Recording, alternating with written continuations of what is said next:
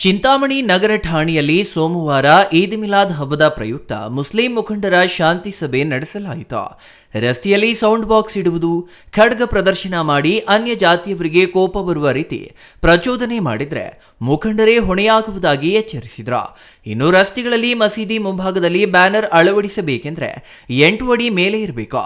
ಬ್ಯಾನರ್ನಲ್ಲಿ ಅಸಭ್ಯ ಚಿತ್ರಗಳು ಅಳವಡಿಸದೆ ಹಿಂದೂಗಳಿಗೆ ಅಶಾಂತಿ ತರದಂತೆ ಇರಬೇಕು.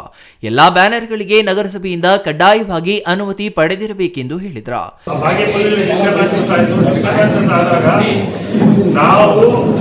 ನಮ್ಮ ಪೊಲೀಸರು ಒಂದು ಕಡೆ ಆಗಲಿ, ಎಲ್ಲ ನಮ್ಮ ಮುಸಲ್ಮಾನ್ ಬಾಂಧವರೆಲ್ಲ ಒಂದು ಕಡೆ ಆಗ್ತವೆ.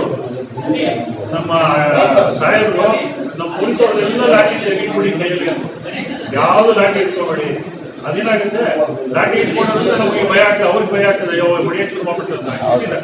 ಯಾವುದು ಇಟ್ಕೊಬೇಡಿ, ಕನ್ವಿನ್ಸ್ ಮಾಡಿ ಹೋಗ್ತಾರೆ ಅಂದ್ರೆ ನೀವೇ ಕನ್ವಿನ್ಸ್ ಆಯ್ತು. ಫ್ಲೆಕ್ಸ್ಗಳು ಕೈಗೆ ಸಿಗದಂತೆ ಕಟ್ಟಿ ಫ್ಲೆಕ್ಸ್ಗಳಿಗೆ ವಿದ್ಯುತ್ ದೀಪ, ಕ್ಯಾಮೆರಾ ಅಳವಡಿಸಿರಬೇಕು.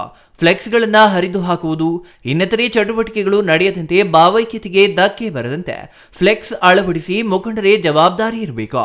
ದುರ್ಘಟನೆಗಳು ನಡೆದರೆ ಕಿಡಿಗೇಡಿಗಳನ್ನು ಹಿಡಿಯಲು ಸಿಸಿ ಕ್ಯಾಮೆರಾ ಅಳವಡಿಸಬೇಕು. ಬೈಕ್ ವೀಲಿಂಗ್, ತ್ರಿಬಲ್ ರೈಡ್ ಇನ್ನಿತರೆ ಕಾನೂನು ವಿರುದ್ಧ ಚಟುವಟಿಕೆಗಳು ನಡೆಸದಂತೆ ನಿಷೇಧಿಸಲಾಗಿದೆ.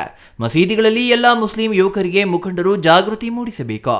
ಮೆರವಣಿಗೆ ತೆರಳುವ ರೂಟ್ ಮ್ಯಾಪ್ ಕಡ್ಡಾಯವಾಗಿ ತಿಳಿಸಿ ಎಲ್ಲಾ ವಾರ್ಡುಗಳಲ್ಲಿ ಮುಖಂಡರು ಜಾಗೃತಿ ಮೂಡಿಸುವಂತೆ ಕಟ್ಟುನಿಟ್ಟಿನ ಸೂಚನೆ ನೀಡಿದ್ರು. GL Shankar, CTV news, Chintamani.